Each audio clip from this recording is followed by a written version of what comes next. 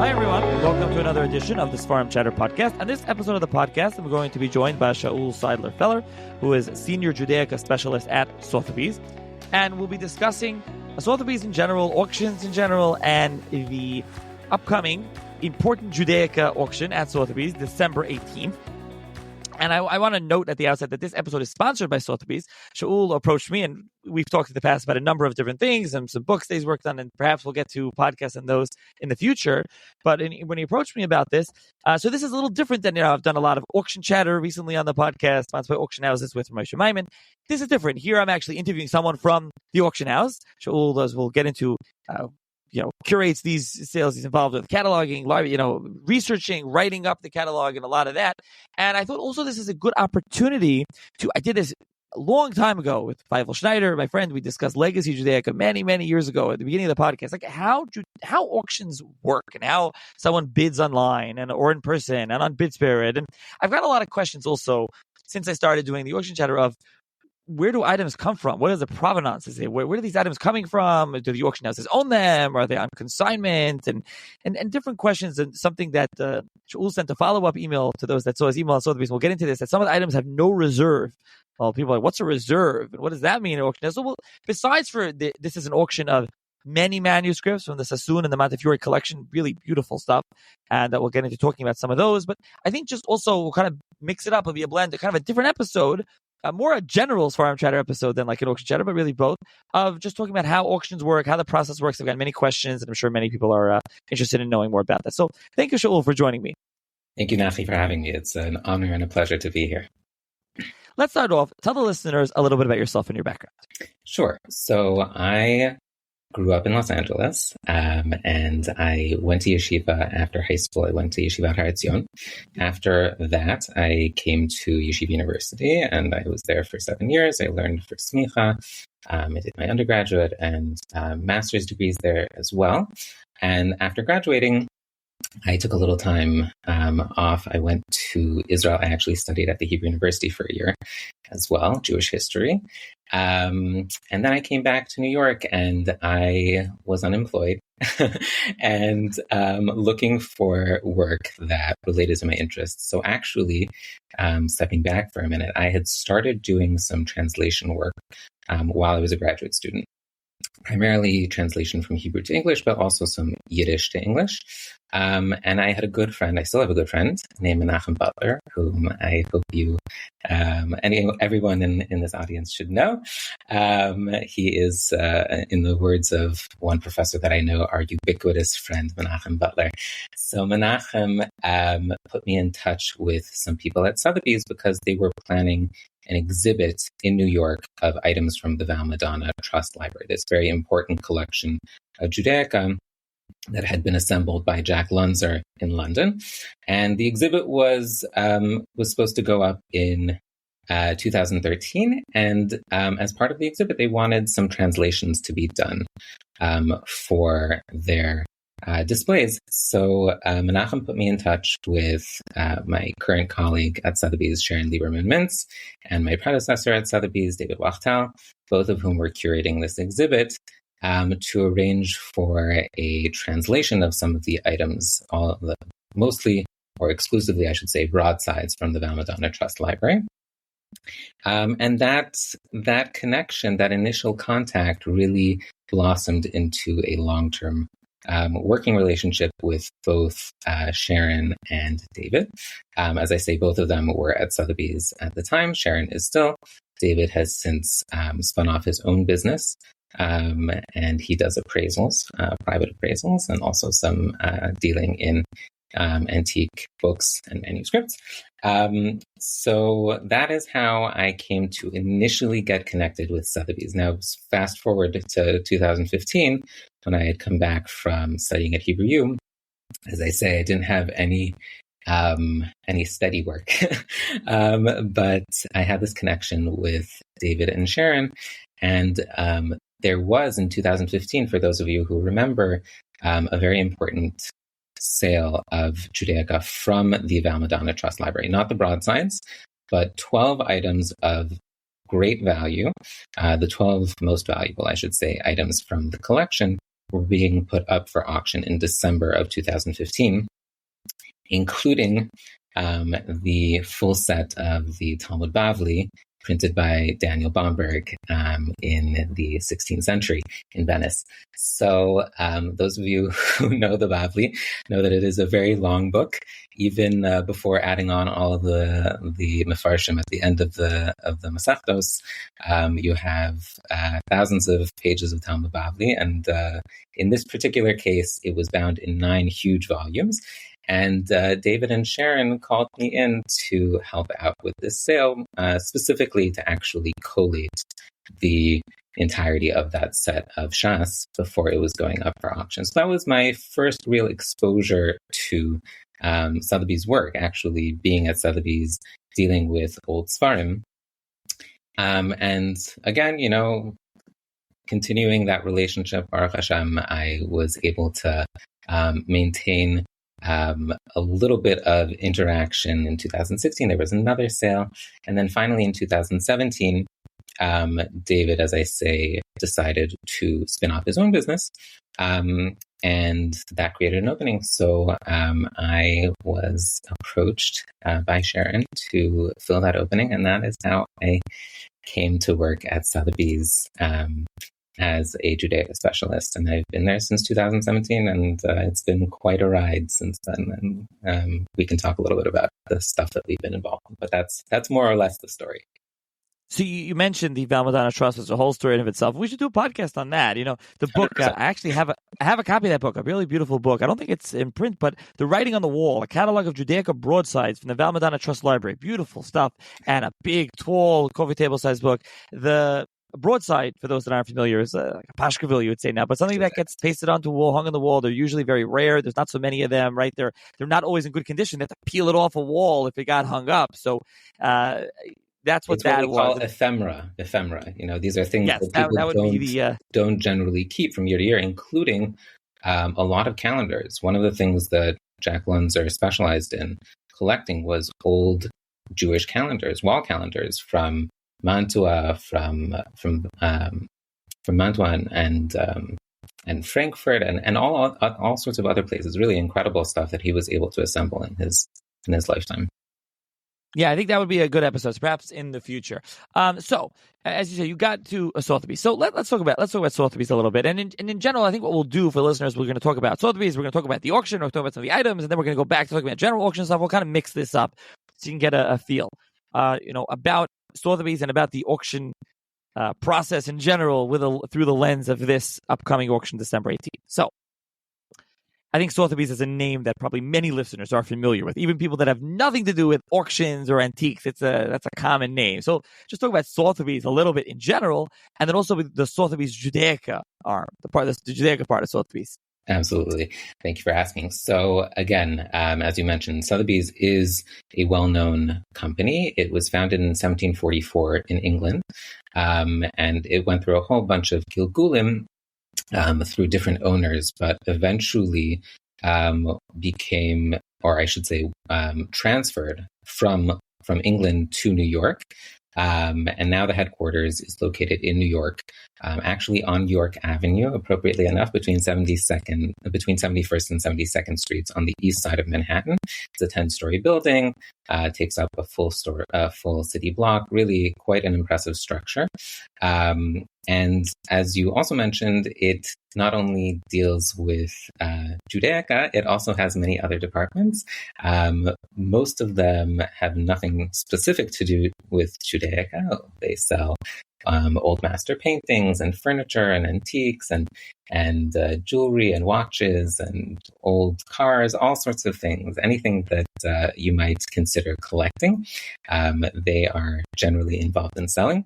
But as part of their books and manuscripts department, there is also a sub-department called Judaica, which is the one to which I belong. Since the 1960s or so, Sotheby's has had an annual Judaica auction almost every year, and they have distinguished themselves in that respect from their major competitor, Christie's, which is the other really well-known auction house, international auction house, that people think of when they think of world-class collecting. So Sotheby's is special in that regard, that they have these annual Judaica auctions. I should say that there are really three different types of auctions that we run at Sotheby's. One is what's known as a single owner sale, meaning to say that all of the property in the sale, or a really sizable chunk of the property in the sale, comes from one particular owner. We also have what are called various owner sales, which means that the property is sourced from, as you might imagine, various owners, not just one particular collection, but it could be private individuals, it could be dealers, it could be institutions, it could be a whole range of possible sources. And then, this is a little bit rarer, but we also have what are called single item sales. So that means there's one particular piece of high value that has its own dedicated auction. And actually, hopefully at the end of our talk today, we'll maybe have a chance to mention one of those upcoming sales that has to do with Judaica. Yeah, it's kind of related. It's an interesting thing, and we'll get to that. We'll leave it as a teaser. It's not this auction; it's something else. And that's interesting. Correct. So, and as you said, and we'll get more into some of this, like I mentioned before, provenance, where that is from, how Sotheby's comes up with this stuff, and we'll deal with that towards the end of the episode. So, this auction is all manuscripts, and so these are from the Sassoon and the Montefiore collections. Sassoon, actually, I did a podcast some time ago, not that long ago, year and a half ago, I think it was, on the Sassoon family, about the book on the Sassoon. So for those that are, familiar, big, famous, rich Sephardi family, and Montefiore is Moses Montefiore, for those that are familiar with him. I haven't done a podcast on him. There's a good book on him, but I haven't talked about it. So let's talk about these collections, an overview, discussion of these collections, and then we can talk about some of the items in these collections. And just in general, this falls under the category of what you're talking about. These are like specific collections that are going for sale, essentially. Exactly.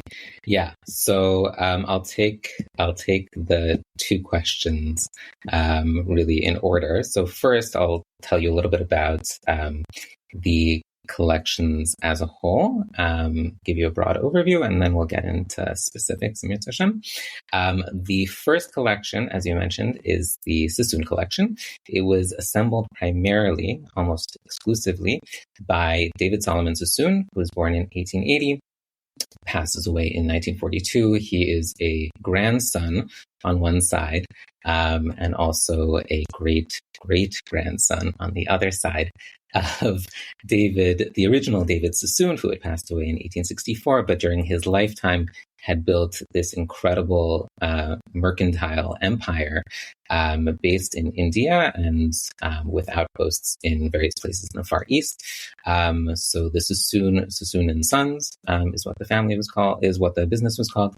And as the name implies, he had many sons who wound up being dispersed throughout the Far East, and then eventually many of them made their way to England. And that was true also of his grandson, David Solomon Sassoon, the son of Solomon, David Sassoon, and Flora Sassoon. David Solomon, as I say, was born in 1880 in Bombay, but by the early 20th century had already relocated with his family, with his mother. His father had passed away in 1894. But with his mother and two sisters, they had moved to London. And it's really there that he assembled this incredible manuscript collection, really one of the most impressive, if not the most impressive, private collections of Judaica ever assembled.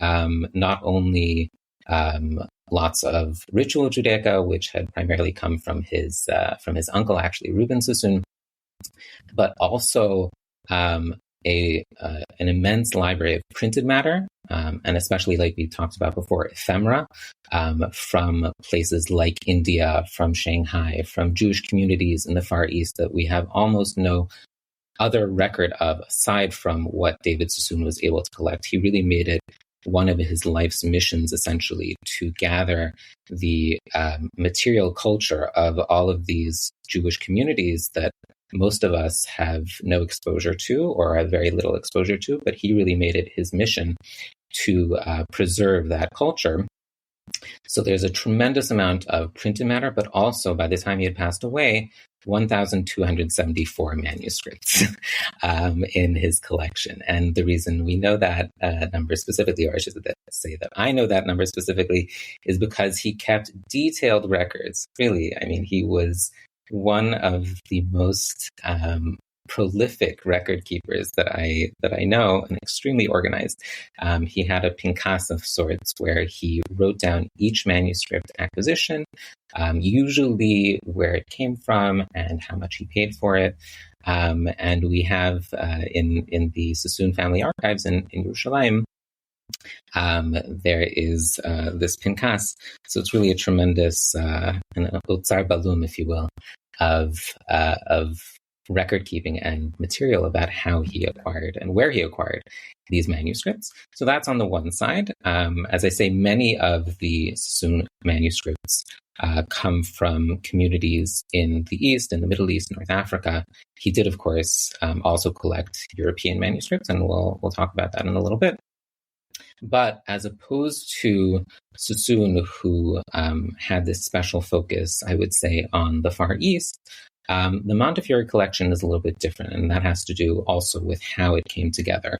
The Montefiore collection, of course, named for Moses Montefiore, who passed away at the ripe old age of 101 in the 19th century. So Moses Montefiore came from an Italian family. He was Sephardi, lived in England, and after his wife Judith passed away, he decided to found the Judith Lady Montefiore College in Ramsgate in her memory, which was meant to be a type of rabbinical school for Sephardi rabbis in Ramsgate, in this community. I think it's southeast, if I'm not mistaken, of London, where he also had his private home.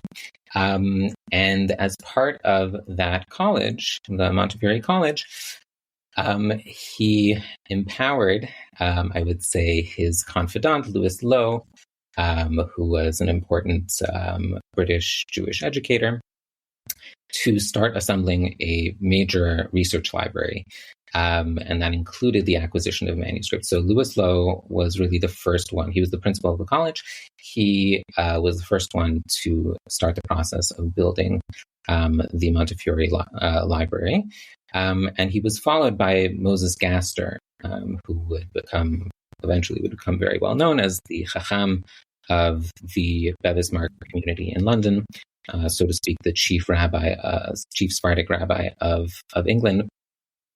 So Moses Gaster was the second principal of the Montefiore College, and he made even more important contributions to the Montefiore Library, including 412 manuscripts from the Halberstam collection, and then 27 from the Zunz collection, etc., etc.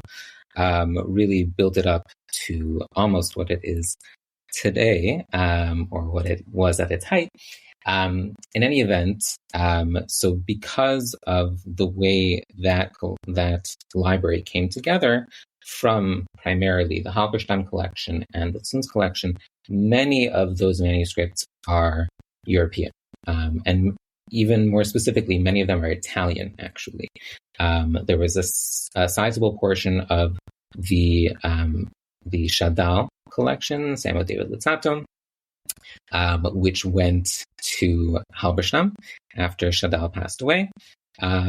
So those manuscripts, many of them, not all of them, many of them were Italian. There are other reasons for the Italian provenance of many of those manuscripts. But again, one way that I would distinguish between the Sassoon collection on the one hand and Montefiore on the other is this difference in focus on where they're interested in collecting from and how the collections came together.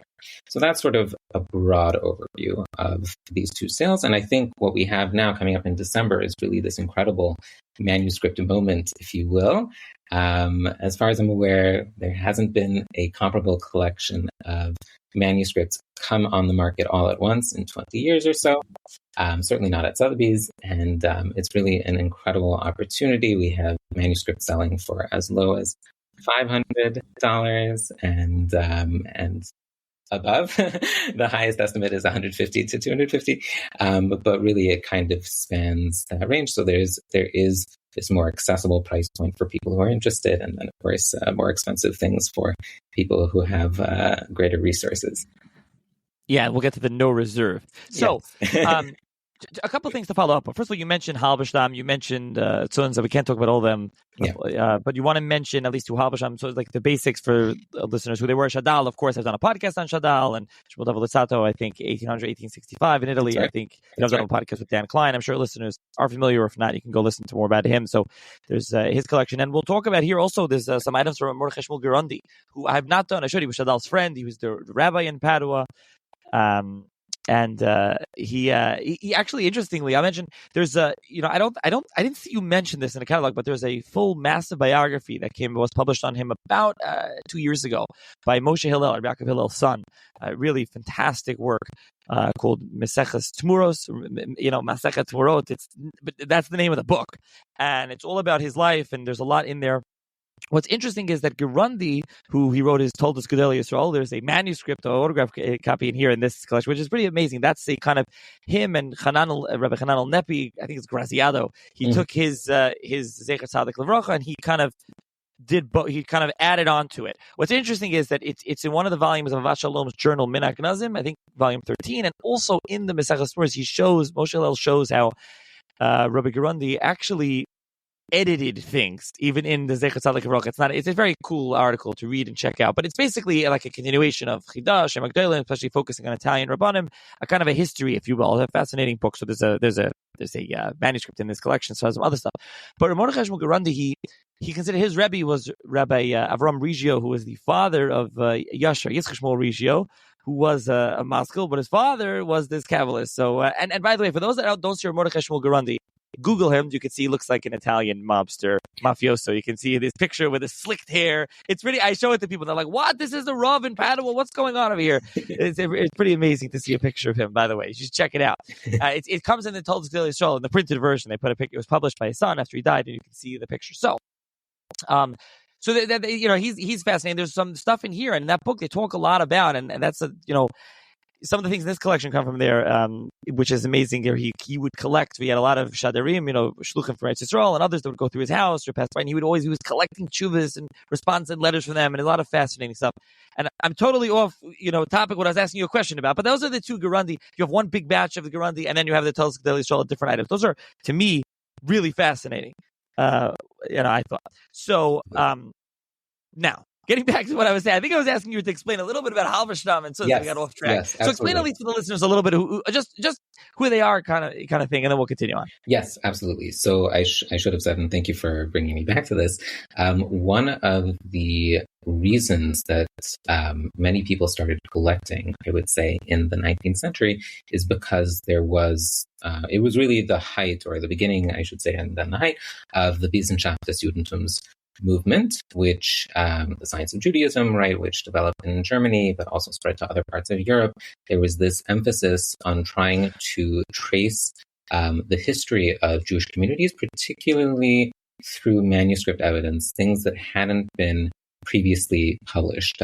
You may be familiar with the publishing house Mekitzei Damim, which was founded in the middle of the 19th century. Went to Lick and Berlin, and eventually, its current headquarters is in Yerushalayim. But that's part of this idea of trying to literally awaken the slumberers, all of these sources that people had no exposure to previously, and to use them for historical research and building up this nascent field of Jewish history. So people like Shadal, like Leopold Zunz, who's really considered one of the founders of Wissenschaft des Judentums, and even someone like Shazcha, Shlomo Zalman Chaim Halberstam, who lived in Poland but had this interest in sort of a moderate Haskalah. He was a from Jew, but he was interested in Haskalah literature.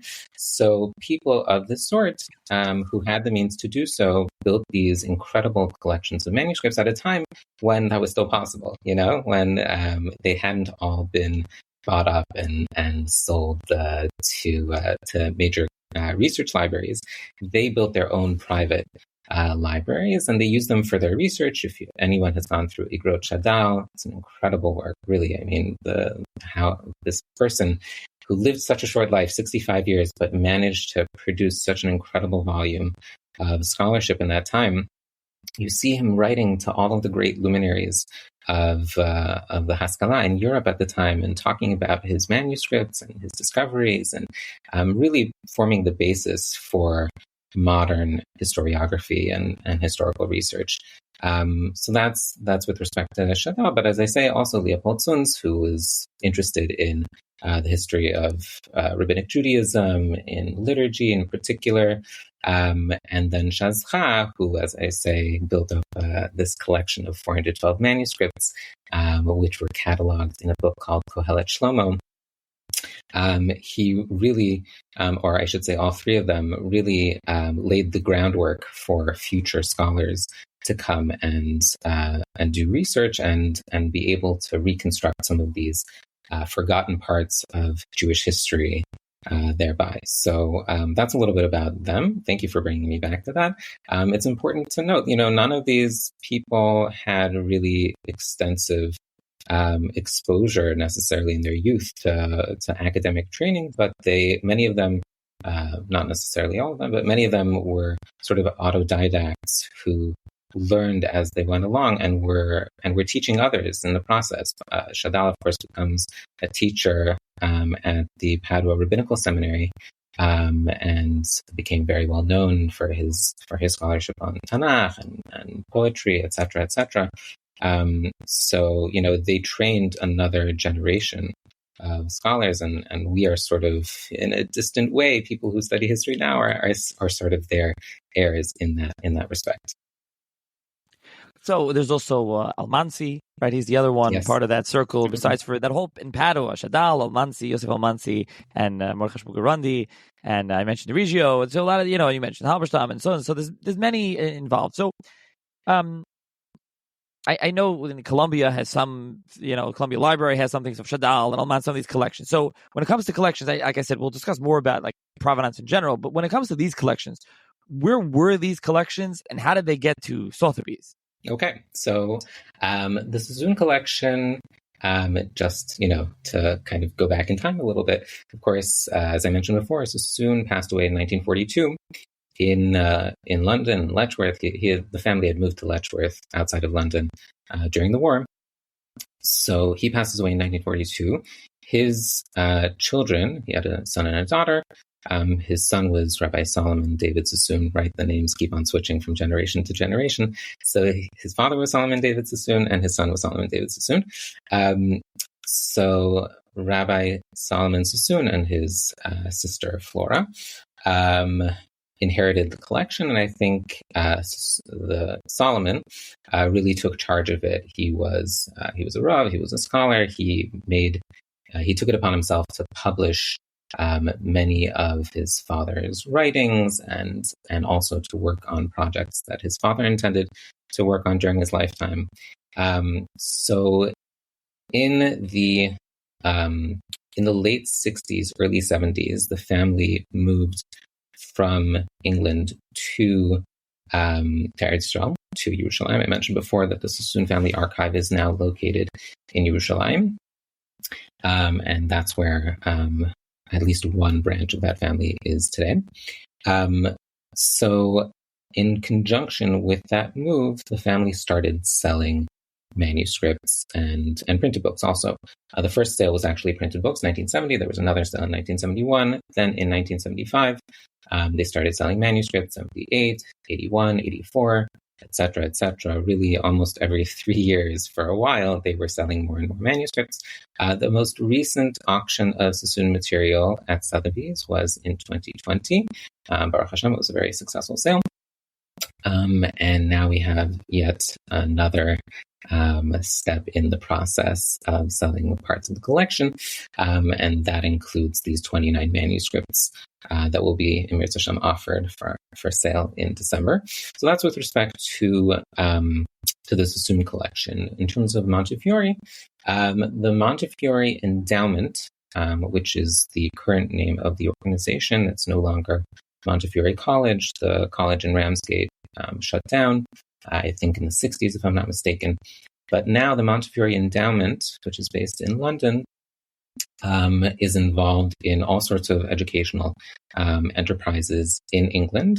And they have decided that rather than keep this library per se, they do have microfilms and digital copies of the manuscripts, but rather than keep the physical objects per se, they've decided to raise money for their educational initiatives. And to do so by selling these manuscripts. So that is how these manuscripts come to Sotheby's. They comprise nearly 90 lots in this upcoming auction. Some of the lots include multiple manuscripts, not including that one that you mentioned before. There's about 30 volumes in one lot of Girondi writings. Or manuscripts related to Girondi. So it's really a tremendous group of original texts. And some of them are medieval, some of them are more modern. It ranges quite widely. So the Montefiore ones specifically, where were they until now? And were they accessible to the public? So the Montefiore Endowment did make them available for research purposes. I think if you go to the website of the Montefiore Endowment, you can see that they say there that if a person wants to access them, you can make an application to the secretary of the endowment. But as I say, they also were microfilmed. I'm fairly certain that you can find the microfilms on the website of the National Library of Israel. If not every single one of them, then the vast majority of them are there.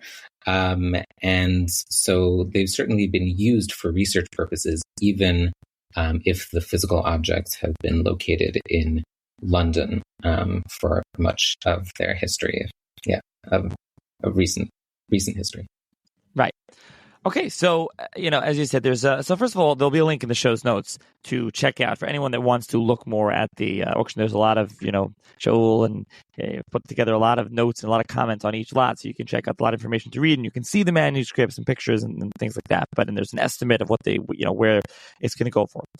But, some of these items, like I said to Shaul, I think I want to turn it over to you, what you want to highlight, because with some of these items, when we say manuscripts, so I think this is just in general something that's just a general comment, not even about this, is that we say manuscript, we mentioned the Mordechai Shmuel Girondi. They haven't been published. Those are much later. Some of them have been published. So those are like new. Some have been published. But then you get to earlier ones. There's many manuscripts of Rambam, of Mishnah Torah, manuscripts of Rashba, and things like that, where they are not an autograph manuscript. It's not the Rashba's writing. It's not, we don't have any. I don't know, as far as I know, with the Rambam, we have manuscripts of the Rambam himself. Not here. That's not what this is. These are copyists. You didn't just go to the printer. You didn't just print the. You have to have a copy. Someone would copy manuscript by hand. I mean, this has come up on the podcast. I'm sure listeners are familiar with this. So that's what a lot of these manuscripts are. There could be variants, textual variants could be different. And you do list, as you said earlier, where these collections, where the manuscripts come from, and each one does say specifically where it comes from. But I'll allow you, I'm sure you have some that jumped out at you, some that seemed interesting to you as you were researching and cataloging this. I mentioned the Girondi ones jump out at me. I'll find the lot numbers to mention them soon. Those ones jumped out at me, but some other, maybe one or two others as well. But Shaul, I'll let you mention the highlights, some for the listener. Thank you so much, Nachi. I appreciate that. So yes, I do want to talk a little bit about some of the really special items that we have up for sale. First, I'll speak about Sassoon manuscripts. There's actually one item that I want to highlight, which is neither from the Sassoon collection nor from the Montefiore collection. And then I'm going to talk a little bit about two Montefiore manuscripts. So with your permission, I'm just going to start with Lot 1 in this upcoming sale. Lot 1 is a copy of Mishnah Torah of the Rambam from Yemen, 14th century. We know that based on the Ksav, the writing is very distinctively Yemenite and also datable to the 14th century. This particular manuscript comprises both the Rambam's Hakdama to the Mishnah Torah as well as Sefer Hamada. And it's really an incredible manuscript. It's happens to be number 951 in the Sassoon collection. And what distinguishes it is not only its completeness, it's almost the entirety of both the Hakdama and Sefer Hamada, but also it's in incredible condition. It's really, if you look at the images that we have online, it's decorated. There are all sorts of highlights in red and green and yellow. But it's also the physical condition of the pages is quite good.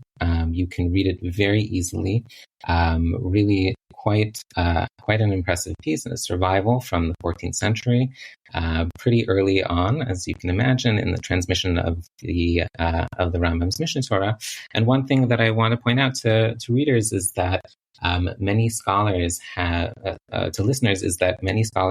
have commented on the accuracy of Yemenite manuscripts of the Rambam. Rav Kapach, many of you will be familiar. Rav Kapach has a passage in his edition of the Mishnah Torah in which he records a tradition that was common among Yemenite Jews, that Yemenite scribes, going back to the time of the Rambam passes away in 1204, but Yemenite scribes during his lifetime were dispatched from communities in Yemen to go and copy from the Rambam's authorized manuscripts their own exemplars of his major works, including the Mishnah Torah. And they would update them from time to time, as the Rambam himself would update them. We know from the Geniza, for example, that the Rambam went through multiple drafts of his Svarim and made corrections and comments and inserted and changed some of the psakim, etc., etc.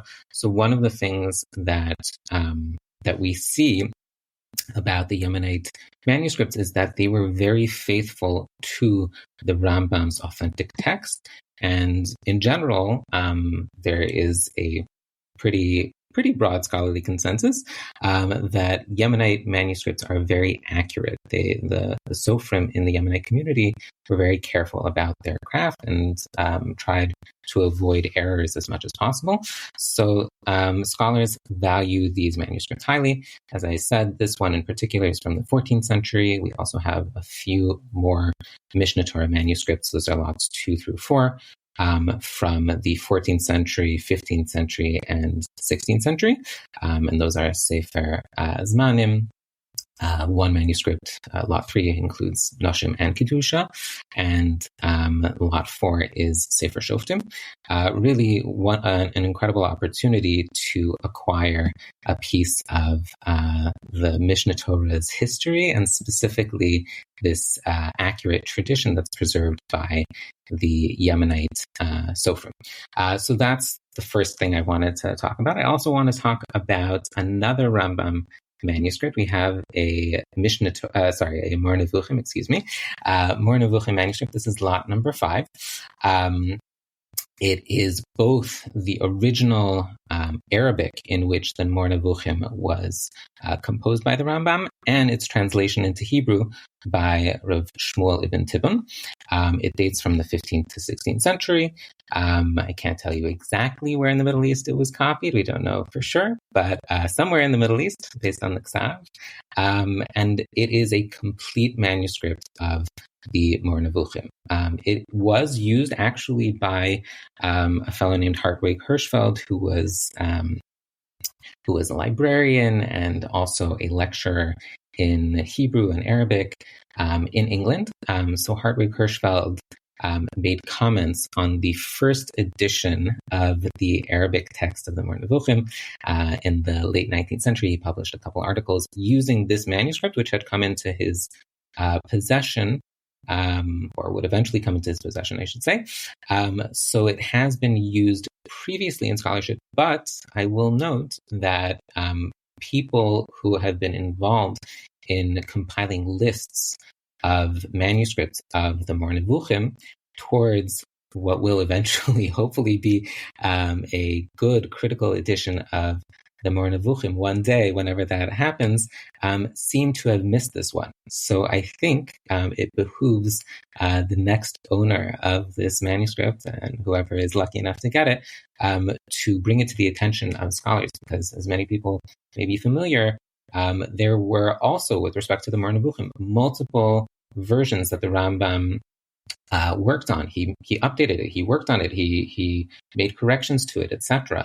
So we don't always have the same text of the Moreh Nevuchim, or for that matter, its translation into Hebrew by Ibn Tibbon. So this is yet another source that can be used productively in studying the textual transmission of the Moreh Nevuchim for people who are interested in knowing exactly what the Rambam wrote in the various stages of the book's composition and later updates. So that's another very special item. Moving on, we have lot number 8. This is actually another probably Middle Eastern or possibly North African manuscript of the Rif. And people who study the Rif will know that it used to be one of the most popular books, certainly in certain areas, certain Jewish communities in the Middle Ages, especially those that didn't have access to the Talmud when that was banned. They used the Rif. The Rif is a summation of the halachic discussion, and also includes some Agartha, but the halachic discussion in the Gemara, Maseches by Maseches, and it's distinguished by its concision, its clarity. The Rif was a tremendous Talmud Chacham. He passes away in 1103, lived in North Africa and then moved to Spain. But his work really became the basis for a lot of scholarship, halachic scholarship, produced in the Middle Ages. And one thing that people may not realize, the Rif was first published in Kushta in 1509, Constantinople, in 2 volumes, and then it would be published again 13 years later in Venice, 1521, 1522. But what people may not realize, and this is something that Ezra Shvat has pointed out in his work on the Rif underwent a process of what he calls Europeanization, meaning to say that the Rif, obviously, he lived in North Africa, but his work became very popular in Europe. But as we know, European Jewish communities had different practices. Let's say than the Rif, they had different traditions, different nuschos of holy texts. So when the Rif was being copied in places like North Africa or the Middle East, that was one set of Rif. He said, Shvat claims that the European versions of the Rif are really essentially a different book because of the way in which European communities made changes. Sofrim made changes to the Rif to adapt the Rif's psakim to the reality on the ground. So I'll just give listeners one really quick example that Shvat points out. People probably know that there's a Gemara which says that you have to be mafrid ben advekim when reciting Kriya Shema, that you have to make sure not to run 2 words that respectively end and begin with the same letter or the same sound together, right? You have to be careful in your enunciation of the words of Kriya Shema. So usually we have a pretty, set list of those examples of instances that you could possibly run together, including in the Rif. If you open up the Rif, you'll see that the printed Rif has this list, and many Sidurim, especially see the art scroll, and will make sure to note where you should break between 2 words in Kriya Shema in order not to run them together. But if you were to look at Middle Eastern manuscripts of the Rif, you would see 2 additional examples that are not preserved in most European manuscripts of the Rif and also the printed editions. And those are Oso Uzachartam, those 2 words, Ur Isam Oso Uzachartam, and then Tizkuru Ba'asisam, in the same parsha, the 3rd parsha of Kriya Shema, Tizkuru Ba'asisam. The way most Ashkenazim read that, and for that matter, some Sephardic communities, it sounds completely different. Oso uzachartem, right? It doesn't have there's no way that you could possibly run those 2 words together. But if you are, let's say, North African, or you're living in an Arabic-speaking milieu, you know that the vav is not pronounced va, it's pronounced u.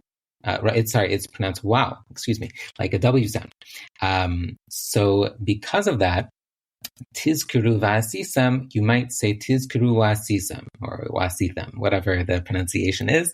And that's why the Middle Eastern manuscripts have these additional two examples of places that you have to be careful to be mafrid bein hadvekim. That is not preserved in most European manuscripts or printed editions. In our manuscript, lot number 8, you will see that the Sofer has included those two examples as well. And I think that's really a cool thing to be able to access this sort of original version of the Riff's work.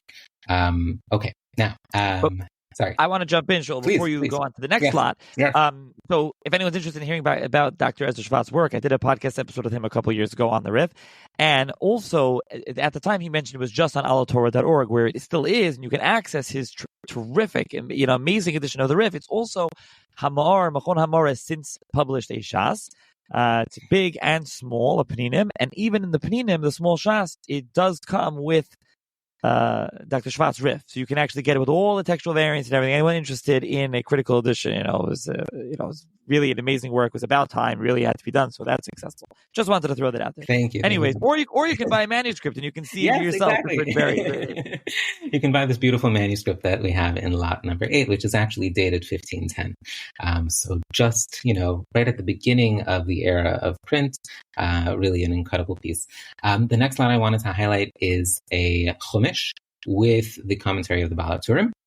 It comes from Yemen. We actually have a specific town in Yemen called Madab, a little town. I was able to trace it, and it's dated 1679. And what I wanted to say a couple things about this chumash. On the one really remarkable thing about it is the artistic sense of the Sofer. So the text itself is the Baal HaTurim. The Baal HaTurim had already been printed for the first time in Kushta in 1514.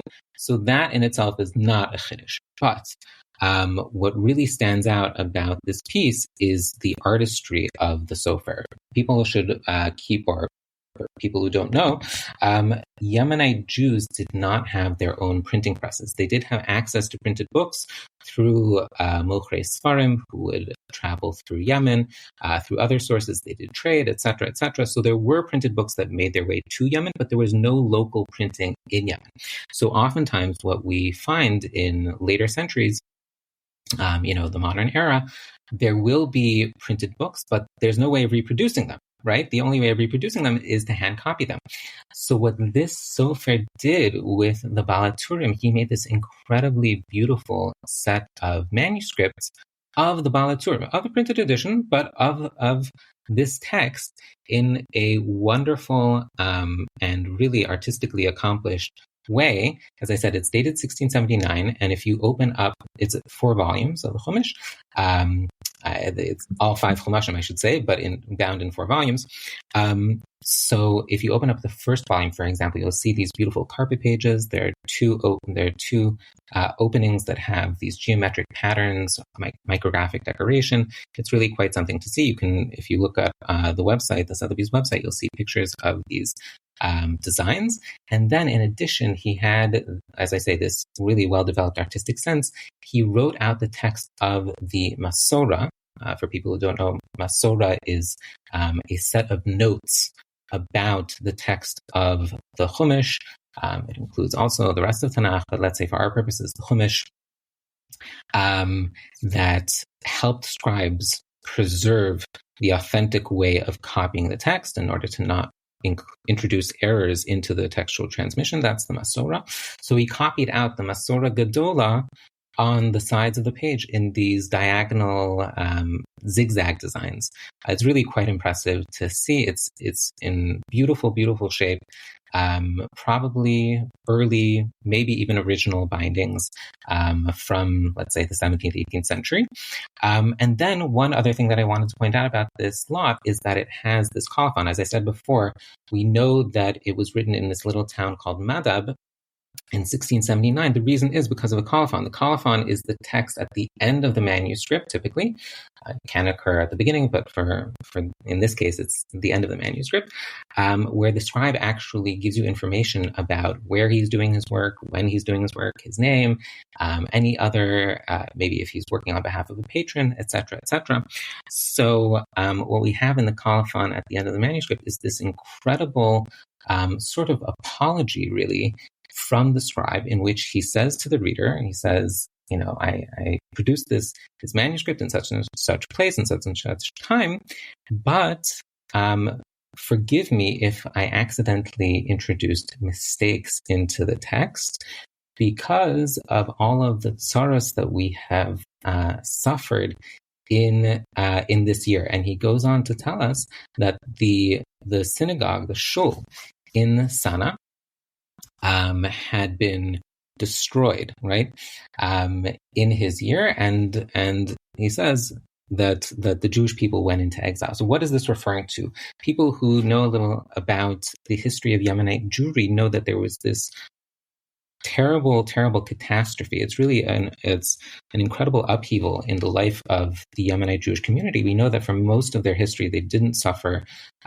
exiles and expulsions, but in the year 1679, the very year that this manuscript was copied, there was what was called the Galut Mauza, or Mauza exile, where the Yemenite Jews, mostly in central Yemen, in Sana, but also in other parts of Sana, were actually expelled from their homes, from their towns, and forced to this southern district of Yemen called Mauza, which was basically like a barren wasteland. And they had to stay there for a year. They weren't admitted back until the year had passed. And in that time, many people passed away. They lost their possessions. It was really a terrible tragedy for a Yemenite Jewry. But in our manuscript, we see that in the midst of this sorrow, this terrible upheaval and break in the life of the Jewish community in Yemen, the scribe was nevertheless able to produce this beautiful manuscript. And I think that sort of adds to its historical value, and also it's inspirational, in a certain way, to think about going through adversity and yet being able to come out and produce this wonderful work of scholarship and also beauty. So that's lot number 12. Going on, if I may, lot number 13. This is a manuscript of Midrash Chemdas Yamim, and I want to point out to people that there is a famous Sefer Chemdas Yamim, which is a different work. That is an anonymously authored work. Became somewhat controversial. I'm not going to get into all of that right now, but that is a different work. It has nothing directly to do with Midrash Chemdas Yamim. Midrash Chemdas Yamim, on the other hand, is another Yemenite book. It was authored by probably the most important poet, Paitan, of Yemenite Jewry. His name was Rabbi Shalem ben Yosef Shabazi, not Shalom, but Shalem, which is a little bit of an interesting name. It corresponds to the Arabic Salim. And Rabbi Shalem Shabazi is best known as the author of many piyutim, but also this Midrash. Now, most people, when they think of Midrash, they think of Midrash Rabbah. They might, if they're thinking in a halachic vein, they might think of Mechilta and Sifrei, etc. All of these early collections of rabbinic literature that were compiled in antiquity, and then you have later Midrashim, Yalkut Shimoni, etc. Midrash in Yemenite culture is more like the latter. It's more like Yalkut Shimoni. Think of it as a likut plus other stuff added on. So in the case of Reb Shalom Shabazi, he was born in 1619. This is well after, certainly after the ancient period, and even one could say after the Middle Ages. This is the beginning of the modern period in Yemen, in southern Yemen. But he composed this midrash, which was really a likut of all sorts of perushim. It included some sources, some rabbinic sources that we don't have anywhere else, that are otherwise unattested. And these are traditions that may have been preserved in books that were still in circulation in Yemen, but never wound up getting printed or were otherwise lost, or maybe even some oral traditions for that matter. So he was able to bring all of those together, plus add his own Perushim. He was a Makubal. He was very influenced by Kabbalah. So there's also a Kabbalistic overtone to his Perushim. And so this manuscript that we have in Lot 13 is actually an autograph, meaning to say that this is written in his own hand. I think that's important for listeners to know. As Nachi mentioned before, we don't have, as far as I'm aware, any manuscripts in many of the Rishonim's hands. There are some original autograph manuscripts from the Rishonim. Happens to be that we sold one back in September called the Shinto Bible. Okay, but most of the Rishonim, we don't have manuscripts in their hand. This is an Achron, Rav Shalom Shabazi, and this is his original manuscript. We know that because we have other examples of his work written and signed by him. There's actually a manuscript of the Yemenite Siddur, the Tiklal, in the National Library of Israel, and also other examples of Midrash Chemdas Yamim in his hand. What I want to point out, though, is that this may be, according to the person who edited the Chemdas Yamim most recently, his name is Zion Bar Ma'oz, this may be the earliest copy of the Chemdas Yamim to have survived. And I think that makes it, in addition to it being an autograph, to being actually in his hand, I think that also makes it very special and important. Rav Shalom Shabazi was considered to be a tzaddik. People made pilgrimage went on pilgrimage to his tomb in Ta'iz in southern Yemen, and they were seeking all sorts of refuahs and yeshuas, etc.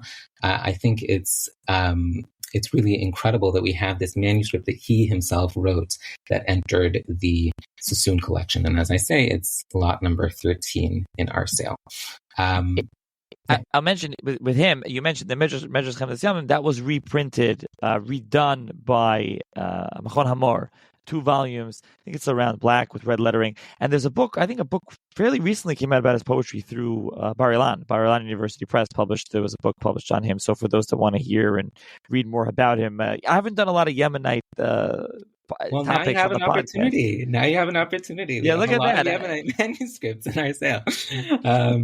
And as you mentioned, actually, when you see a lot of auctions, you look at a lot of auction houses, maybe listeners that are familiar, that look on, at the auctions that go up on BidSpirit and things like that. There are, it seems like Yemenite manuscripts are the most common manuscripts, and it's because of what you were mentioning, Shaul, before, how in Yemen manuscripts was very common, even in an era of print, even much more common than other parts of the world. 100%. That's exactly right. Yemenites didn't have access to printing before the end of the 19th century, when Yemenite books really had to be printed in Yerushalayim. There were some Yemenite Talmidei Chachamim who actually went from Yemen to Yerushalayim and printed their Sfarim there. We have editions of the Taj, etc., whatever, printed in Yerushalayim, but they didn't have local printing in Yemen. So it's true that there are many Yemenite manuscripts, but what I want to point out about the ones that we have in the Sassoon collection is that Sassoon was able, because of when he was collecting and the sources that he had, he was able to get some of the early medieval manuscripts from Yemen, not just ones that were, let's say, copied in the 18th, 19th century, but ones that were copied in the 14th century, 15th century, etc. It really, he made sure to seize on those, and I think that's very cool and very special. So I want to talk about a couple more, if I may, Sassoon manuscripts, then we'll talk. We'll move on to that other piece that's neither Sassoon nor Montefiore, and then Montefiore. Lot number 18. I like this manuscript in particular because of the story behind it.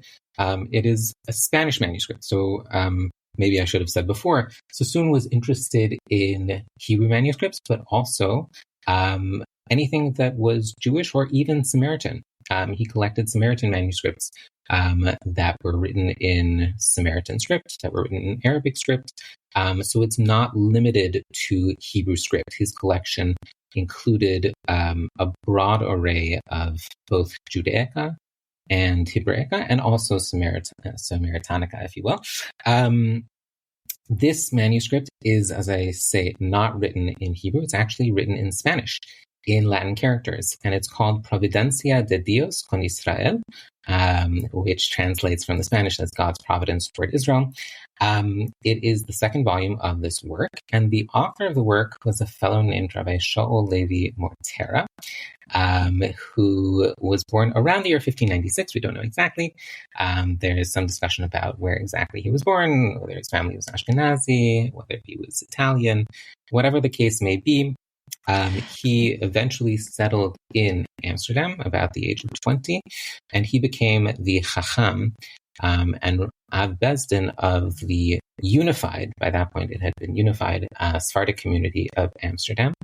And one of the things that he's maybe best known for in the outside world is being the Rebbe of Baruch Spinoza, which is kind of an interesting distinction. But scholars have actually pointed out that some of his methodology in criticizing Christianity was used by Spinoza to criticize the Hebrew Bible and Judaism, etc. So it's interesting that the Rebbe did have an effect on his Talmud, even if it wasn't the desired effect. He would actually, he was a member of the Bezdin that put Spinoza in Cherem in 1656. So that's an interesting coda to their relationship. But in terms of Svarim, he's probably best known for his Givas Shaul, which is a collection of drushos that he gave, plus he also authored a number of tshuvas. And then, for our purposes, what's really important is that he took the lead, really, in a certain way, in helping this community of recently reverted Catholics, right? These are Jews who had been living in Spain and Portugal under Catholic dominion for years, for decades, and had only recently come back to Yiddishkeit in Amsterdam when they were able to do so openly in Amsterdam. So he took a very prominent role, or he had a very prominent role in defending Yiddishkeit, in talking about the tenets of Jewish theology, and also, as I said before, criticizing Catholic and even Protestant dogma in a number of these polemical and apologetic works that were written in Portuguese. That was his primary literary language outside of Hebrew. So he wrote these tracts in Portuguese. His magnum opus was a book called the Tratado de Verdad de la Ley de Moises, or something like that. Forgive me for butchering the Portuguese, which is the treatise on the truth of the law of Moses. And that was his last work, apparently. He passed away in 1660, probably as he was finishing, or maybe he hadn't quite finished that work. And that manuscript, or the work itself, was only preserved in manuscript for hundreds of years. It was printed for the first time in 1988, that text. What's interesting, though, for our purposes, and this speaks to the nature of Jewish life in Amsterdam at the time, is that there was an understanding in the Jewish community in Amsterdam that you can author anti-Christian works, but you can't print them. Right? There was this sort of unspoken rule about not printing polemical works against Christianity. So these texts had to circulate exclusively in manuscript. And that is the case with this very work. Providencia de Dios con Israel is a Spanish adaptation or translation, depending on your view of it, of Mortera's original Portuguese work. And it wound up really being circulated relatively widely. I know of over 30 manuscripts, 30 examples of this work that have been preserved in various public and private collections. And this is one example of that. This, as I say, is the second volume of two of this work, the Providencia de Dios.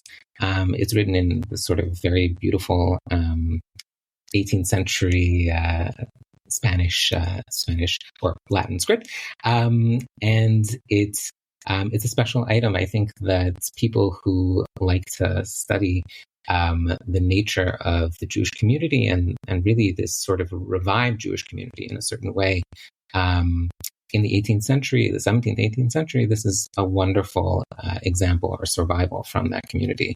And that is lot number 18. I want to jump in about Shaul Seidler-Feller and just say I feel like I'm just jumping in with like little nuggets here. It's great. As I we love go along each lot. But you're really doing a terrific job, really explaining about not only about the lot, but about these figures and their svarim. So Shaul Seidler-Feller.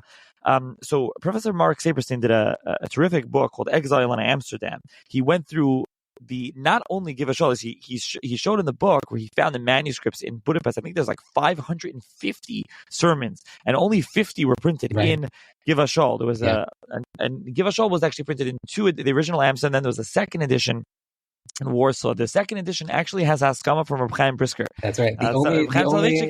The only Haskama, I think, no?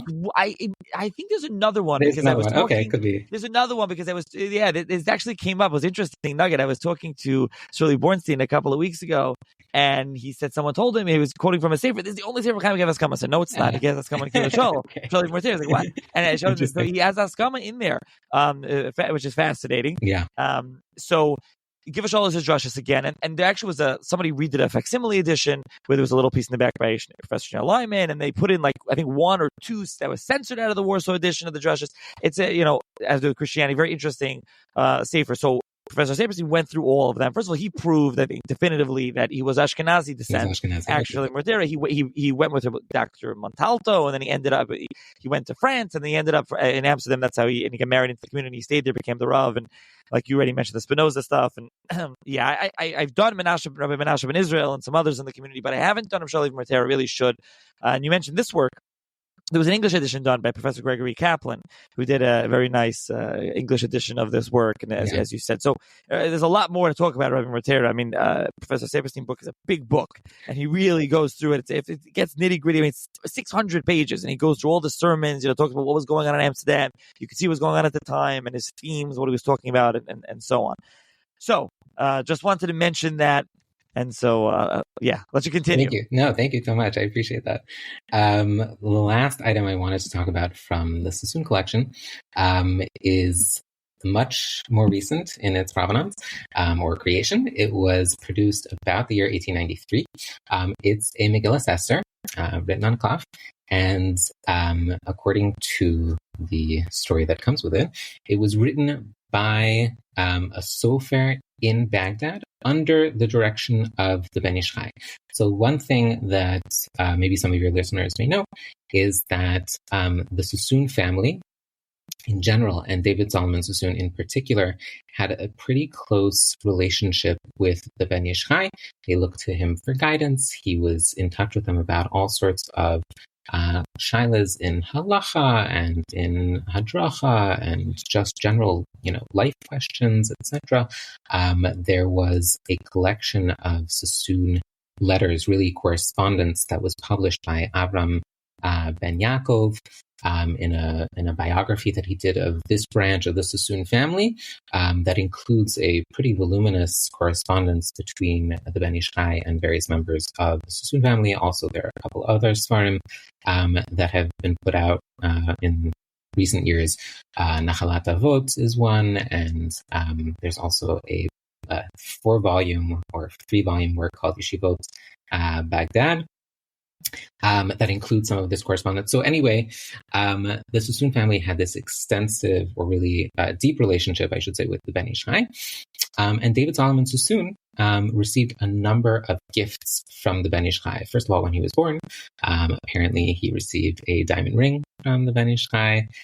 He also, for his bar mitzvah, got a set of tefillin written under the Ben Ish Chai's direction, as well as a Magen David. And then we have this piece. This is the Megillas Esther. And what's really cool about this, and you have to kind of see it to believe it, is that the sofer who wrote this Megillah made sure to end off each column of the text of the Megillah for the first however many columns, not all the way through, but the first however many columns, end with a letter from David Solomon Sassoon's name. So it's David Sliman, David Sassoon, right? Tracing his lineage, right? He is David, son of Solomon, son of David, son of Sassoon. That's his pedigree. So each column ends off sequentially with one letter from his name, Daled, Vav, Yud, Daled, etc., Sliman, all the way through. And I think that's a really cool feature of this manuscript. It was obviously produced specifically for David Solomon Sassoon. There are 13 lines to a column, so that's how the Sofer was able to arrange the text such that it would end off this way. I think it's really a wonderful, wonderful piece. It gives you a little bit of Sassoon history and also Ben Ish Chai history, and it's kind of a fun thing for people who are interested in Baghdadi Jewry. And that ends my discussion for now of the Sassoon manuscripts that we have in the sale.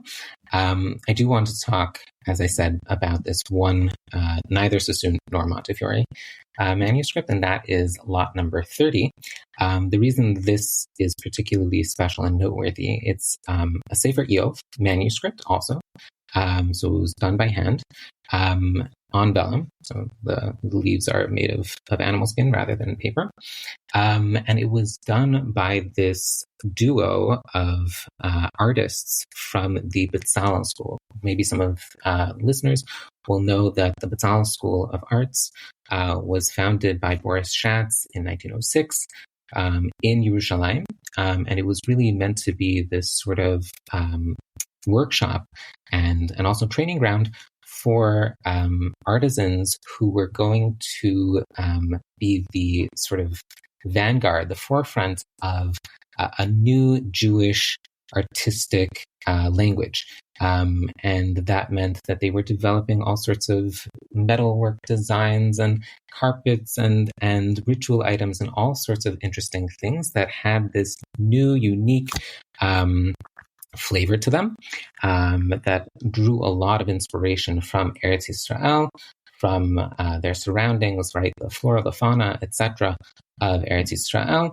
And that was sort of the ethos of the Bezalel school, I would say, broadly speaking. So what we have here, this manuscript is a Sefer Eov that was produced by hand by two very prominent Bezalel artisans. One of them is named Ze'ev Rabban, who was born in Poland. His original name, his native in Polish was Wolf Rawicki, but he changed his name to Ze'ev Rabban. And then the second artist was a fellow named Meir Gur Aryeh, who came from actually a Hasidic family in what is now Belarus. He was born Meir Gorodetsky or Horodetsky, but he, as I say, also changed his name to Gur Aryeh. The two of them collaborated on this project. Now, why did they produce a Sefer Eov? It's not exactly an uplifting book. So the answer is you have to know a little bit about the person who commissioned this book and also the recipient. So the person who commissioned it is a fellow named Shimon Diskin, Simon Diskin. He passed away in 1976, but he was one of the most important engineers, contractors in pre-state Palestine, and also eventually in the state of Israel.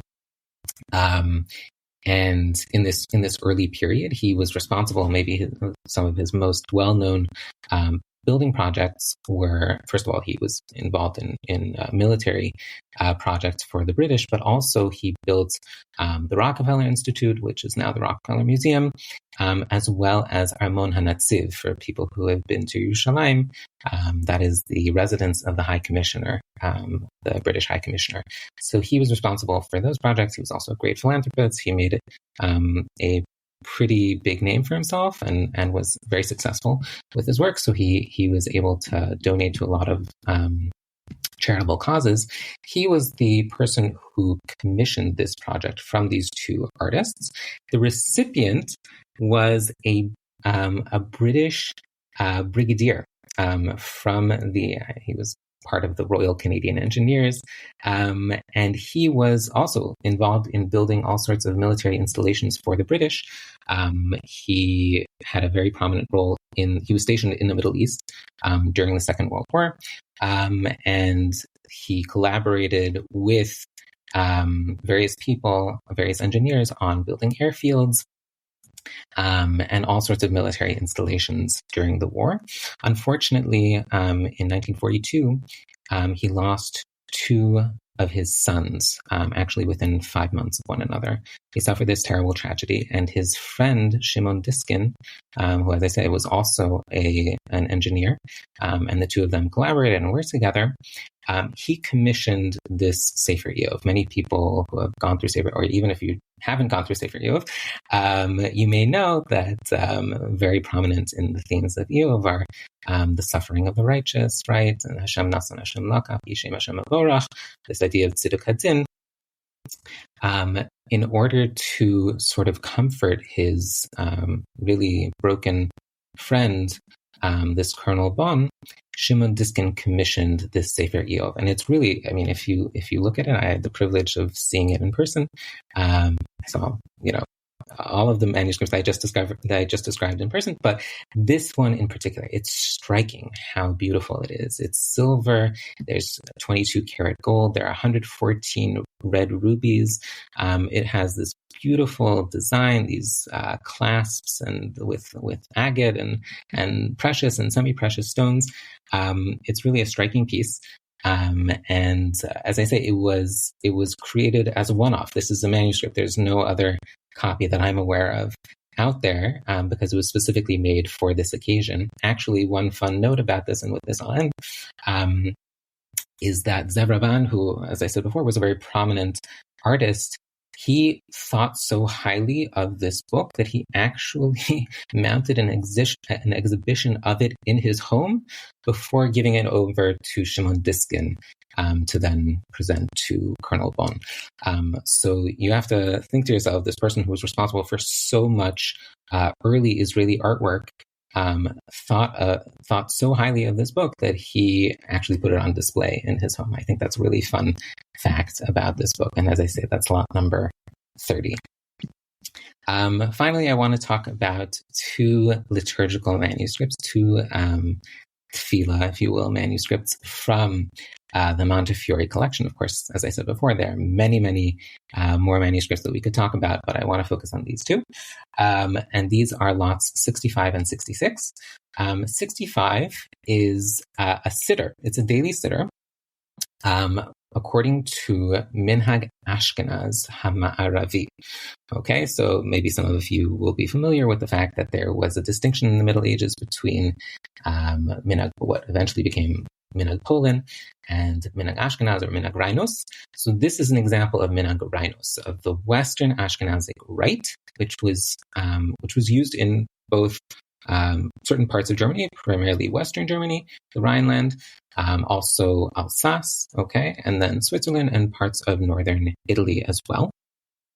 And what's really, really cool, in my view, about this manuscript is that you see the use to which it was put. This is a living text, right? One of the things that we know about many Chumashim and Sidurim in particular is that they are used, right? They really get a lot of use out of that.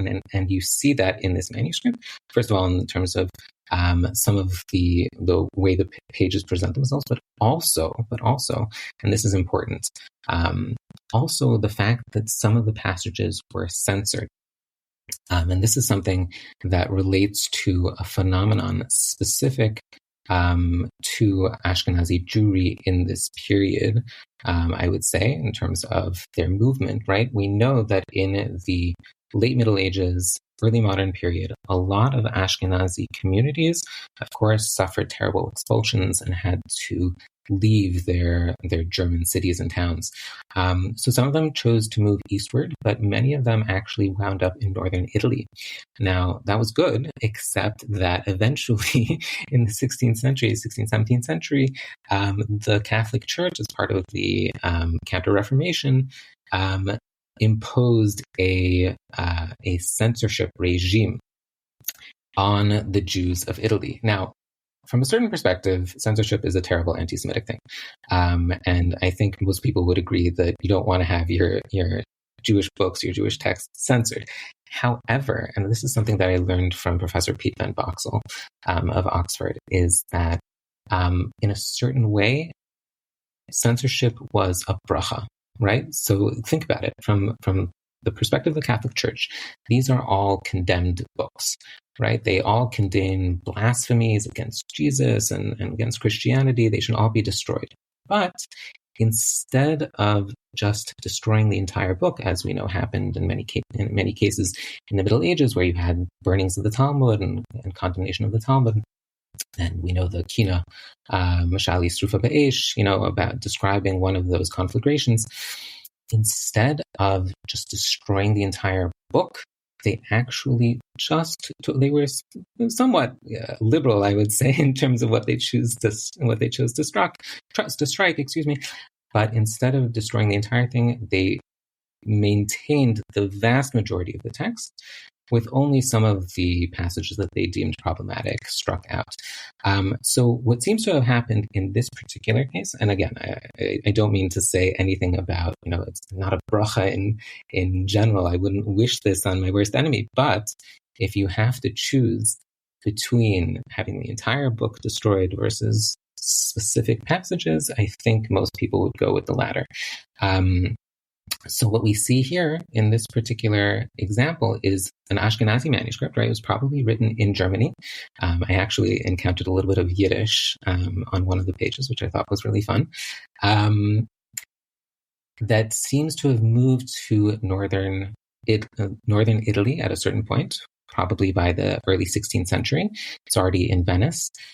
And probably it was self-censored. It wasn't an Italian censor who struck out passages that he considered problematic, but rather a Jew who knew that there would eventually come a censor who would do that work.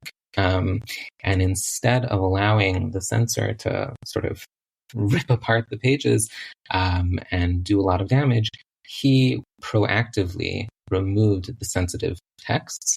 And the reason I and other people who have looked at this think that this was probably an example of self-censorship is because in several cases, the person doing the censorship actually preserved Shem Hashem.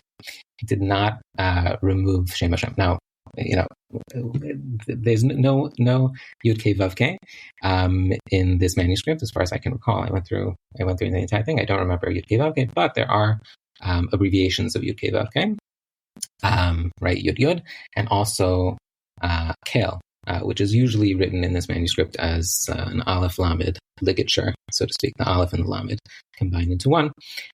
So maybe you could make a halachic argument that even those could theoretically, they're not shemos she'enam nemechakim, they could have been removed, but the person doing this expurgation obviously was sensitive to that and intentionally retained those shemos, and I thought that was cool and worthy of note.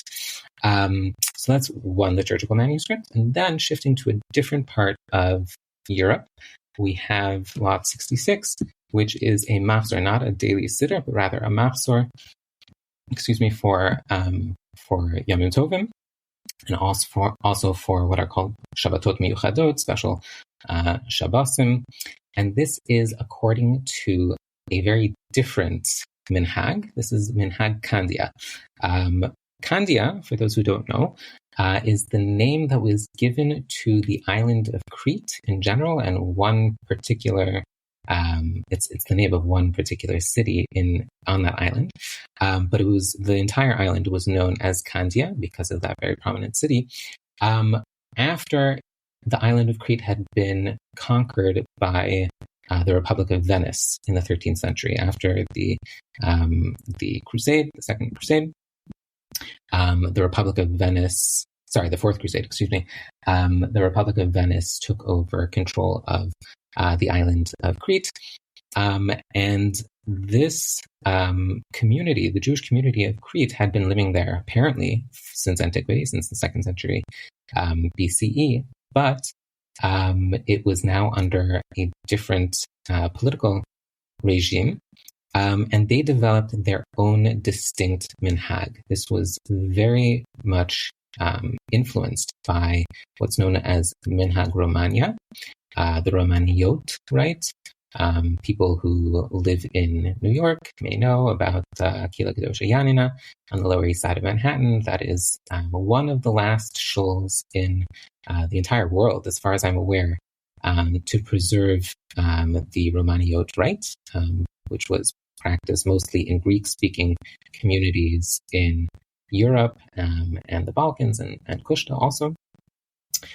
So Crete had its own sort of take, sort of twist on the Romaniot rite that was heavily influenced by Minhag Ashkenaz, and more specifically than Minhag Ashkenaz, by Minhag Tzarfat, by the French rite.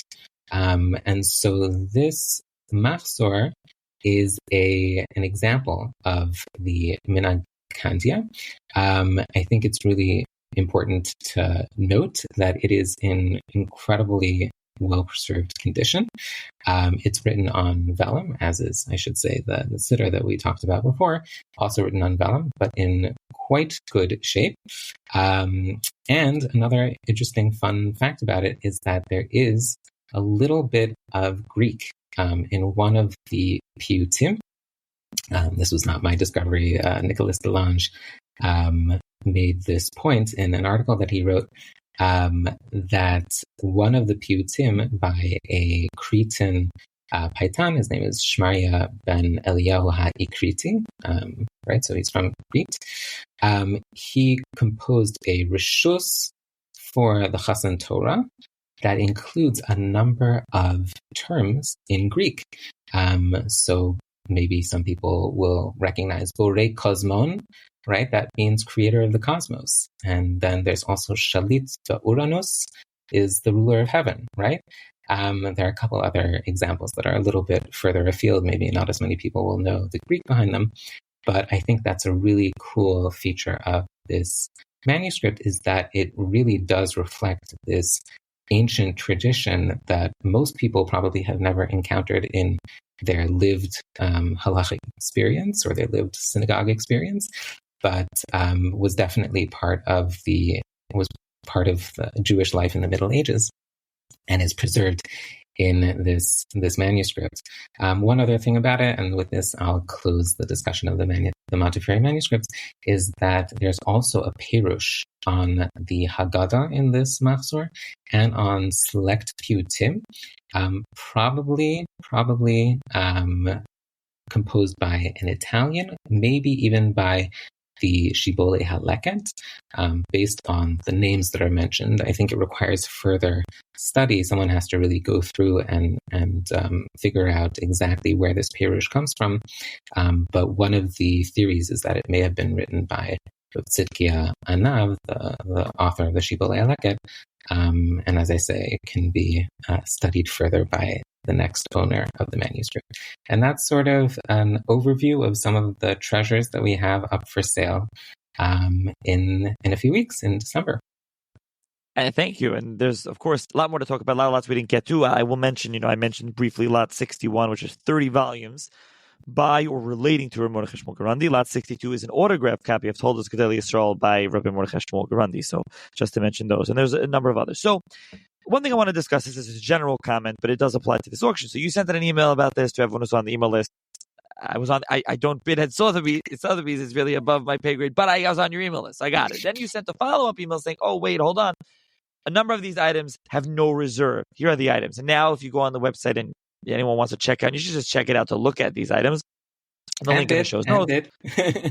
Yes, of course. If you're in that position to bid, of course, and you want to buy, and listen, some of them are very expensive, some are not. Right. So at Sotheby's.com. So some of them now say no reserve, and those are much less. As you mentioned, those are much less. So if you could explain to the listener, and this applies to really a lot of auction houses, some have reserve, some don't. What is a reserve, and what does therefore mean when it says no reserve by an item? Yeah, good question. So generally, and I didn't talk about this so much before, but generally the way that these consignments work is that there is an agreement between the owner of the property and the auction house that will, sort of govern their relationship and how Sotheby's takes these items in on consignment. Sotheby's does not purchase the property that it sells. It acts as an agent essentially for the owner, and therefore it's governed by a consignment agreement. But as part of that contract, Sotheby's will sort of come to an understanding with the owner about what the reserve on a particular lot might be. If there are multiple lots, right, so they'll figure out a reserve for all of them. So reserve means a minimum. Think of it as a minimum. It means that if the bidding does not actually reach this level, then the item does not sell at auction. That means that it will have to go back to the consignor, the owner, unless Sotheby's makes what's called a post-sale deal, in which case the owner and the potentially interested party can come to some sort of other alternative understanding, and the sale can go through after the auction. But at the time of the auction, there is what's called a reserve, and in order for the item to sell at auction, it has to reach the reserve. Now, what you mentioned before in terms of specific pieces in this particular auction being sold without reserve, that means that in these cases, these specific cases, there is no minimum that the item has to reach in order for it to sell. So even theoretically, this is probably not going to happen, but even theoretically, if someone were to bid $1, I don't think the auctioneer would accept that bid. But theoretically, if a person were to bid $1 and he had no competition, which would be very surprising, the item would sell at that price. So that's what it means when an item is being sold without reserve. Any item that, as you mentioned before, Nachi, has that designation, no reserve, is being sold without a minimum. But the rest of the items, you have to presume that there is a reserve that's generally not released to the public. It's not public information. The idea being that the auction house really wants to increase the bidding, so they don't want to tip their hand, so to speak, about what the minimum is. But at least up until recently, I think the law has changed recently, but by law, the reserve cannot be higher than the low estimate. Right? Each lot has what's called the low estimate and a high estimate. That's up front. You can see it right away when you view the lot page. So if an item is estimated to sell between $30,000 and $50,000, by law, the reserve cannot be higher than $30,000. It has to be below that. So that's sort of, you have a little bit of, I should say rather, it can be up to the low estimate. It could be $30,000, but it can't be above the low estimate. So you have a little bit of a frame of reference for how much you might have to spend in order to be successful at auction. That's in terms of reserves. Yeah, to follow up on that, Sotheby's does something a little different. If you go on the website and you'll check out the items, you'll see it says like an estimate. But a lot of auction houses today, especially in the bid spirit world with online, they might say an estimate. A lot of them don't. It just has a minimum. It's not a minimum, but they set the price. Opening bid at 200, 400, 500. So many of those don't have reserve. Some of those still have reserve. So in those cases, even if they started at 500, there might be a reserve of 1,000. And so even if you place the opening bid, you may not get it. Sotheby's, you're saying, doesn't do that. So often, even though it says estimate, what is the opening?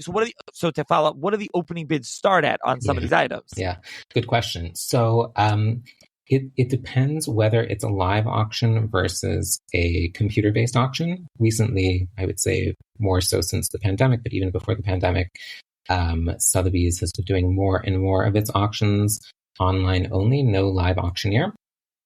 But Baruch Hashem, I think it's a good thing that our upcoming auction in December is going to be a live auction with an auctioneer. And in that case, when you have a live auctioneer, he or she really gets to decide where the bidding starts. Sometimes the auctioneer may already have a bid before the sale. It's called, it's a bid in the book. He already has it or she already has it, so they can start the bidding there if they want. They could start it below that and then move their way up to that in order to garner interest. There's a lot of strategy that goes into this, building momentum, building interest, energy in the room, all of that sort of thing. So if you have a really talented auctioneer, he or she can sort of feel out the sentiment in the room, how much excitement there is, and then determine based on that where they want to open the bidding. So usually there's no set starting price in a live auction. When it comes to online-only auctions, usually it's a percentage of the low estimate. Maybe it's 80%, maybe it's 60%, whatever the auction house decides. That's where they start the bidding. But But yeah, it just depends what the format is. So, as you mentioned, Sotheby's is a live auction. So, for those interested in bidding here, can you bid online, or they have to either be in person or call in on the phone? How does that work? Thank you for asking that. So, Sotheby's tries to make the bidding as accessible as possible. So there is, of course, the option of coming in person, and I encourage people, even members of the general public, you don't have to pay. This is free and open to the public. You're welcome to come and to witness it in person. And if you want to bid in person, you can do that. You can register for a paddle on the day of the sale and get a paddle to actually lift physically on the day of the sale in the sale room. But if you're not able to make it, or you prefer to maintain a certain level of anonymity and don't want to be present in the auction house itself, you can bid online. There is a live stream of the auction going on Sotheby's website contemporaneously with the sale, so you can actually see the camera is trained on the auctioneer. You can see the auctioneer taking bids live, which I think is true of other auction houses as well. So you can be bidding online, or if you prefer to have a representative in the room bidding on your behalf by phone, you can also register ahead of time with the bids department, and they will assign someone from Sotheby's staff. It could be me, it could be someone else in the books department, to bid on your behalf, to actually place the bids in the room and be on the phone with you as your representative, so that you can maintain your anonymity, or again, if you're not able to make it in person and prefer to do it that way, that's certainly another option. Again, we try to make it as accessible as possible. There's a lot more to talk about on this topic and others. I mentioned earlier we discussed some auction things. I think we're running long, so I don't want to go into much more. Perhaps at a later date, a different episode. I'll throw it out to the listeners. Shaul, we spoke last year. We were going to potentially planning on doing some sort of kind of like a practical farm series here on the podcast, where I would talk to some auction houses and some dealers and some collectors and some libraries and farm stores, kind of a practical kind of a thing, because a lot of it's farm chatter after all, but I talk a lot about Sfarim and history and different books and different things, so I think that might be interesting, something a little different. So this may be a little taste of what something like that might be. And for the listener, if you like that, if that idea sounds interesting to you, you can please, you can email me, sfarmchat@gmail.com, or WhatsApp me if you're on the WhatsApp chat. Let me know what you think of that, if that's something you'd be interested in. But just to wrap up with two questions for you, Shaul. First of all, let's just mention, as you mentioned that sometimes you have a single item sale, and there is a single item sale with a Samaritan tablet. If you want to explain kind of Judaica, if you could explain a little bit what that is and Sotheby's is selling. Yes, thank you so much for the question. It is Judaica related. As I said before, David Sassoon certainly was interested in both Hebrew and Samaritan manuscripts, so we can kind of bring the Samaritan material under the general Judaica umbrella in a certain sense.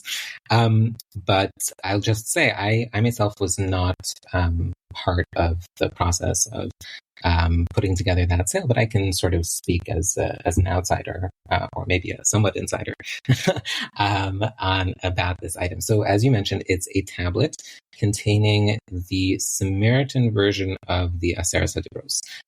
People who may be familiar with the Samaritan Pentateuch know that there are some very big differences between their version of Chumash and ours, even though generally speaking they are the same work. There are some very important differences. So one of those differences, and this is true also of this particular tablet that's being auctioned at Sotheby's, is that the 10th of the Aseret HaDibros in the case of the Samaritans is not thou shalt not covet, right? But rather that one has to worship Hashem on Har Gerizim. So that's obviously very specific to the Samaritan theology and their way of thinking about Avodas Hashem in whatever way they relate to that. They certainly deem Har Gerizim to be their holy site, and that's actually part of their Aseret HaDibros as well, which is not, of course, true for us. So that's one interesting thing about this. The story behind this particular example of the Aseret HaDibros, as you said, it's a stone tablet. It's made of marble, and it has been dated by scholars to approximately the Byzantine period in Eretz Israel between 300 and 800 CE. So we're talking about potentially something as old as 1700 years old, really a very old stone tablet. It was probably part of a Samaritan synagogue. That is the working theory, at least, by the people who have studied it. There's a dedication at the beginning of the text to a fellow named Korach. You don't know who that person is, but there's a guy named Korach who's mentioned in the first line. The text itself is written in what's called in English Paleo-Hebrew, or in Hebrew it's called Ksav Ivri, Paleo-Hebrew is the old version of Hebrew script. The Gemara talks about it as da'ats or ra'ats, different versions in the Gemara, but nowadays it's referred to as Ksav Ivri. This is a different font. Essentially, think about it as a different font of Hebrew that we, in most, I think, almost exclusively, if I'm not mistaken, we write in Ksav Ashuri, but the Samaritans maintain Ksav Ivri as their script for their holy texts. So this stone tablet contains, as I said, the Samaritan version of the Ten Commandments. It was discovered originally in 1913 during excavations for a railroad project in Eretz Israel, specifically around Yavna, near the Mediterranean coast, and it then entered the private home of one of the workers on that railroad project, who took it home with him and apparently made it part of his courtyard flooring. And then a scholar by the name of Joseph Kaplan, who was, I think, an archaeologist in Tel Aviv. Jacob Kaplan. Forgive me. Jacob Kaplan found out that this stone was there, and he purchased it from this Arab family, and then it wound up being sold by his descendants to an antiquities dealer in Israel, and eventually made its way to the Living Torah Museum in Brooklyn. For those of you who are familiar with it, it was on display there. And then in 2016, it was sold to its current owner, the family of Dr. Michael Mitchell Stewart Capel, and that family is putting it up for auction now as part of a single lot sale, or the only item in the single lot sale, also scheduled for December 18th at Sotheby's. Okay, so the last question to ask you is that, again, I will link Sotheby's.com, but I'll link in the show's notes for those interested in checking out the items and just and bidding, and even just to check it out. Many fascinating items. Yeah, and so, on that note, I do want to say, I'm sorry to cut you off, I do want to say that the exhibit that we will be mounting at Sotheby's is free and open to the public, just like the auction is free and open to the public. That's what I was going to ask you. You stole my thunder. I was going to ask you about the exhibit. I want you to tell the listeners about the exhibit if anybody wants to come check out the exhibit, even if they're not going to bid, or if they're interested in seeing the item up close before they bid. 100%. Thank you so much. So I'm sorry to cut you off then. So the exhibit is free and open to the public. It's located at Sotheby's. I mentioned before, Sotheby's is on York Avenue between 71st and 72nd Streets. The address is 1334 York Avenue. You can come basically anytime between 10 and 5. On most days, we're not open on, this exhibit is not open on Shabbos. Neither myself nor my colleague Sharon will be there, obviously, on Shabbos. And on Friday, I think they're closing the exhibit at 4. I probably will not be there at 4, but I hope to not be there by 4. But it will be open until 4 on Friday. And I should say that the dates of the exhibit are December 11th, which is a Wednesday, to December 17th, which is a Tuesday, the following Tuesday. And that is followed by our sale on December 18th, also a Wednesday at 10:15 a.m. Live in New York. As I said before, anyone and everyone is encouraged and invited to come to be part of the audience on the day of the sale. But you can also tune in online on the Sotheby's website. And if there are any questions, if people have been looking through the lots and want to ask any questions, please reach out to me. or my colleague Sharon. Our email addresses and phone number are listed on the Sotheby's website. You can contact us to ask for more details about technical aspects, for more pictures if you want, condition, etc., etc. Certainly happy to have a conversation with anyone and everyone about these wonderful treasures that we'll be selling. And I'll add that phone number and email to the show's notes for anyone who could just check out the show's notes and they can access that. And so thank you again to Sotheby's for sponsoring the episode. And thank you, Shaul, for coming on to discuss really a lot of history, fascinating items, and also to talk generally about auction houses and the process. So hopefully this was helpful to listeners. And again, if anyone's interested in hearing more, doing some sort of mini series about this and asking more such questions and finding out some more how the process works, please email me or WhatsApp me, let me know. And Shaul, thank you very much for joining me. Thank you, Nafi. This was so wonderful. I really had a wonderful time.